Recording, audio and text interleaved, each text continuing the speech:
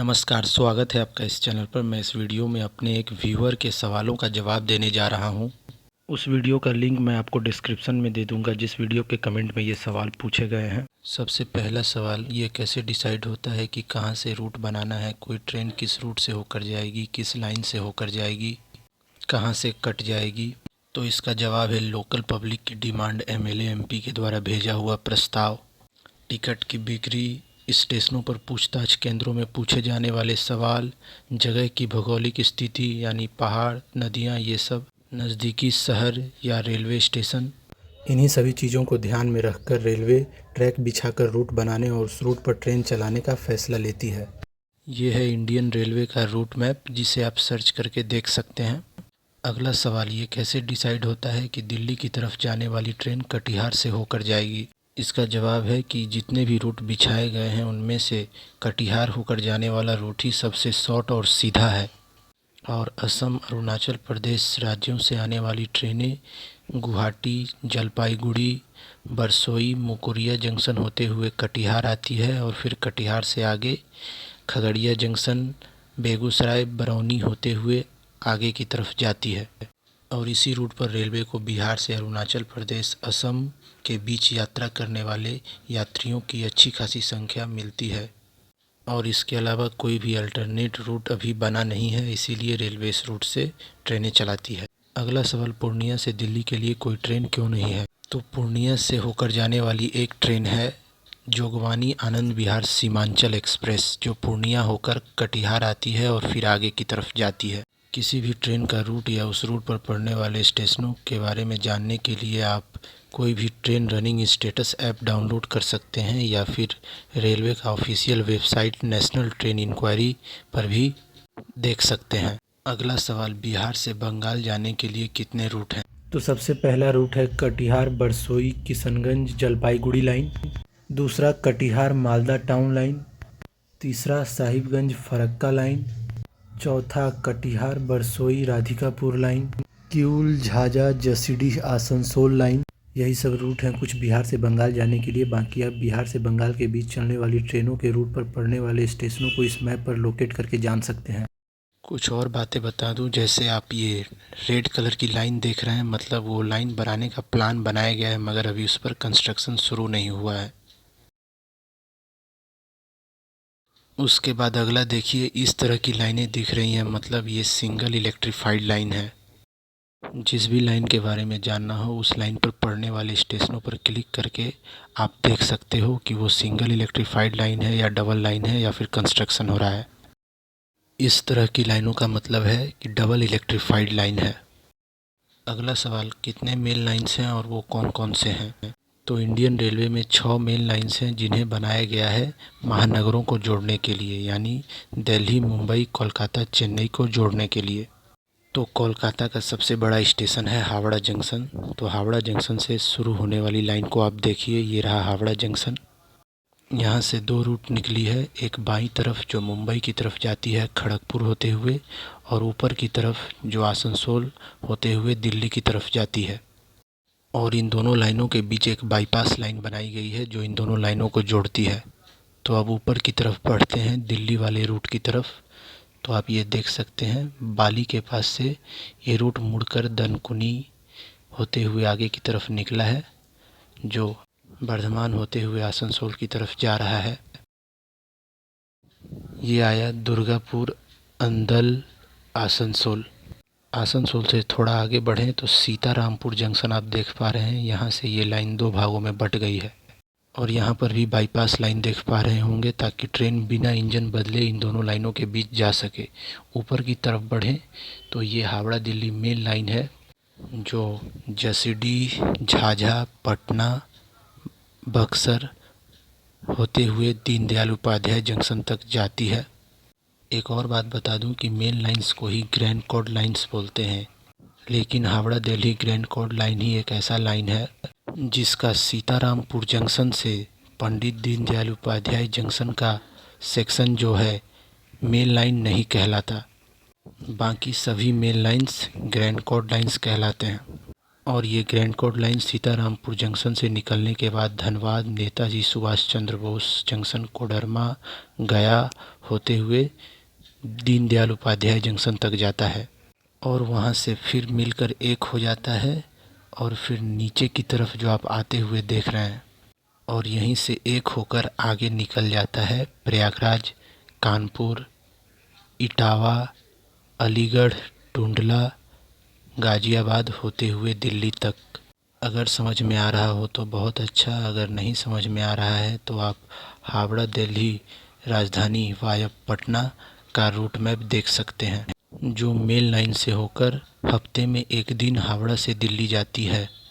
और अगर grand cord root समझना है हावड़ा दिल्ली का, तो हावड़ा दिल्ली राजधानी वाया धनबाद गया होकर चलने वाली ट्रेन का रूट मैप आप देख सकते हैं। अब बात करते हैं दिल्ली चेन्नई मेल लाइन और दिल्ली मुंबई मेल लाइन।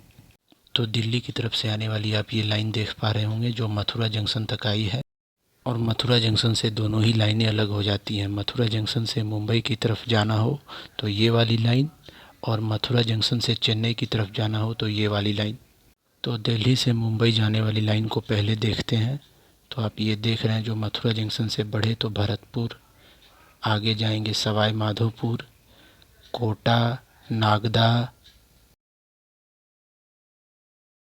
रतलाम, गोधरा, वडोदरा, सूरत होते हुए मुंबई तक जाती है। इस रूट को अच्छे से जानने के लिए दिल्ली से मुंबई सेंट्रल के बीच चलने वाली राजधानी का रूट आप देख सकते हैं। मैंने मेन लाइंस पर पड़ने वाले बड़े स्टेशनों का भी वीडियो बनाया हुआ है, आप सर्च करके देख सकते हैं।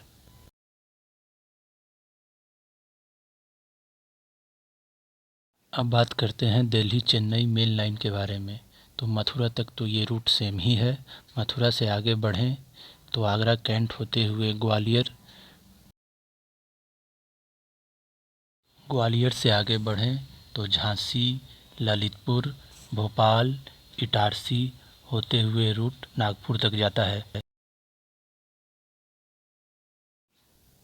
और नागपुर से आगे बढ़ें तो सेवाग्राम जंक्शन के पास से लाइन नीचे की तरफ कट जाती है जो फिर आगे बाल्हारसा, विजयवाड़ा होते हुए फिर चेन्नई तक जाती है।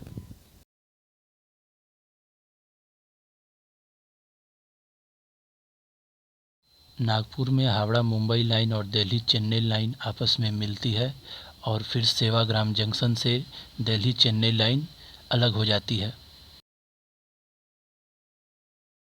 एक बार और कहता हूँ कि दिल्ली चेन्नई रूट आप समझ पा रहे होंगे तो बहुत अच्छा, नहीं तो दिल्ली चेन्नई राजधानी का रूट आप देखकर फिर इस मैप में लोकेट करके समझ सकते हैं। एक सवाल आपने और पूछा था कि बिहार से मुंबई जाने के लिए कितने रूट हैं। तो बिहार से मुंबई जाने के लिए ट्रेनें जिस रूट का सबसे ज़्यादा यूज करती हैं वो रूट है पंडित दीनदयाल उपाध्याय से प्रयागराज चियोकी, से मैहर, सतना, कटनी, जबलपुर, इटारसी, या फिर कटनी से बीना, भोपाल होकर इटारसी पहुंचती है और वहां से खंडवा, भुसावल, कल्याण होते हुए मुंबई की तरफ निकल जाती है। अब बात करते हैं हावड़ा मुंबई मेल लाइन के बारे में। तो ये देखिए हावड़ा जंक्शन से ट्रेन बाईं तरफ निकलेगी जो आगे खड़गपुर, टाटानगर, राउरकेला, बिलासपुर, रायपुर, गोंडिया होते हुए नागपुर। नागपुर हावड़ा मुंबई मेल लाइन और दिल्ली चेन्नई मेल लाइन का मीटिंग पॉइंट है। दोनों ट्रैक यहाँ पर आकर मिल जाती हैं और डायमंड क्रॉसिंग बनाती हैं और फिर जाके सेवाग्राम जंक्शन से अलग हो जाती है। हर बार बोलूँगा आपको, जहाँ से जहाँ जाना है उस रूट पर चलने वाली ट्रेन के रूट पर पड़ने वाले स्टेशनों को लोकेट करके पूरे रूट का जानकारी ले सकते हैं। यही सबसे आसान तरीका है, मैंने भी ऐसे ही सीखा है।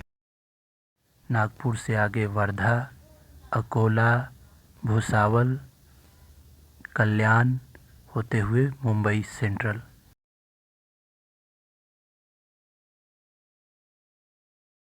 तक जाती हैं ट्रेनें। यही है हावड़ा मुंबई मेल लाइन। इस रूट को अच्छे से समझने के लिए हावड़ा मुंबई दुरंतो या फिर गीतांजलि एक्सप्रेस का रूट मैप देखकर लोकेट करके समझ सकते हैं। अब बात करते हैं मुंबई चेन्नई मेल लाइन के बारे में। तो मुंबई से निकलने के बाद ट्रेनें कल्याण जंक्शन तक आती हैं और कल्याण जंक्शन से नीचे की तरफ जो जाने वाला लाइन है उस लाइन पर आगे बढ़ती हैं, जो आगे Lonavala, Pune junction,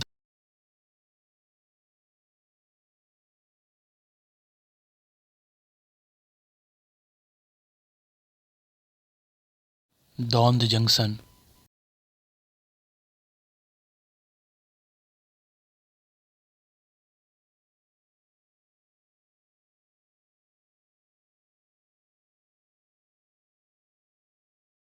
Solapur,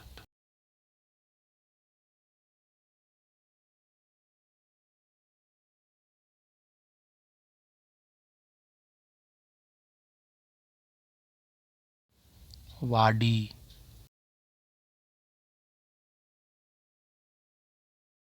Raichur junction,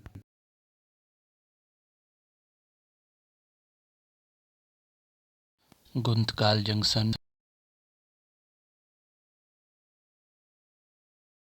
Renigunta junction,